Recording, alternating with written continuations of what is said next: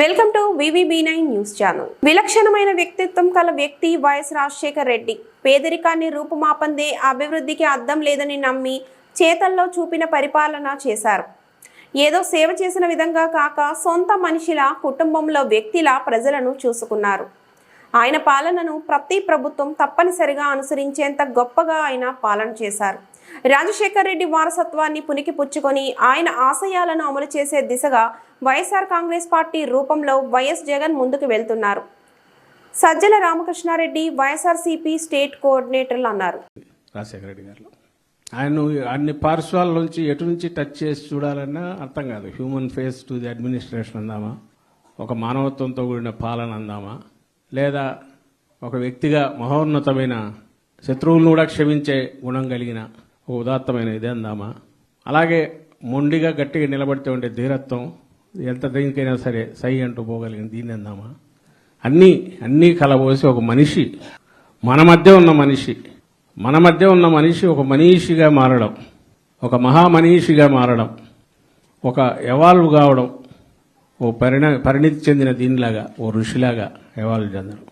మనం ఒకటి డెమోక్రసీ అనుకొని లేదా ప్రజాస్వామ్యం బ్రహ్మాండంగా ఉంది, సమసమాజం దిశగా అడుగులేస్తున్నాం అనుకుంటున్న దశలో ఇంకా పేదరికంలో మగ్గిన వాళ్ళు, ఇల్లిటరసీ ఎక్కువ ఉండి అసలు బతకడమే కష్టమైన రోజులు వచ్చిన తరుణంలో దానికి మళ్ళీ గ్లోబల్ ఎకానమీని, మార్కెట్ ఎకానమీని, పేదలను ప్రత్యేకంగా చూడాల్సిన అవసరం లేదని వచ్చిన రోజుల్లో, అంటే బతికినోడు బతుకుతాడు, సర్వైవల్ ఆఫ్ ది ఫిటెస్ట్ అంటాం, నిలబడగలిగినోడు నిలబడతాడు, మార్కెట్ డిసైడ్ చేస్తుంది అనుకున్న ఒక కొత్త రకమైన మన సమాజాన్ని కానీ దేశాన్ని కానీ కంట్రోల్ చేసే నియమాలు, నిబంధనలు వచ్చిన రోజుల్లో ఒక వ్యక్తి కాదు, ఇక్కడ పేదరికం అనేది ఉన్నంత కాలం, లేదా ఆ పేదరికానికి కారణమైన వాటిని మనం తొలగించినంత కాలం మనం రోజు రోజుకు వెనక్కి పోతాం తప్ప ముందుకు పోలేము. అసలు మనం మనిషిగా ఉండడమే అనవసరం, లేదా ఒక పాలకులుగా ఉండడం కూడా అనవసరం అని నీతులు చెప్పకుండా చేతల్లో మాత్రమే,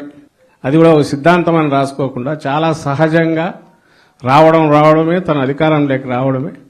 ఎంపవర్మెంట్ అనేది డిఫరెంట్ సెక్షన్స్, రైతులకు కావచ్చు, పేదలకు కావచ్చు, చదువుకునే వాళ్ళకి తపన పడే వాళ్ళకి కావచ్చు, బాలికలకు కావచ్చు, తల్లులకు కావచ్చు, వాళ్ళంతటా వాళ్ళు నిలబడడానికి అవసరమైన ఎంపవర్మెంట్ తన చేతల ద్వారా చూపించాడు.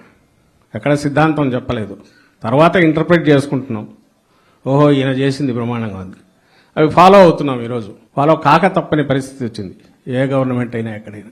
ఆ అమలు చేయడంలో కూడా ఒక కంపాషన్, అది నేనేదో మీకు ఫేవర్ చేస్తున్నా అన్నట్టు కాకుండా సహజంగా మన ఇంట్లో వాళ్ళకి మనకు బాగలేకపోతే ఎట్లా చేస్తాం, మన చుట్టూ ఉండే మన వాళ్ళకు పరిసరాలు శుభ్రంగా పరిసరాలు బాగుండేటట్లు చేసుకుంటాం, అలా చేసుకుంటూ వచ్చారు.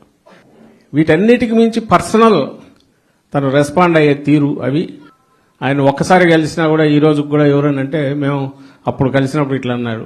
అన్నిటికంటే విచిత్రం, దాదాపు 90% పైన ఆయన చనిపోకపోయి ఉంటే నేను ఇదే అయ్యేవాడిని, లేదా అంతకుముందే నాకు చెప్పాడు అనుకునే వాళ్ళు కూడా ఉంటారు.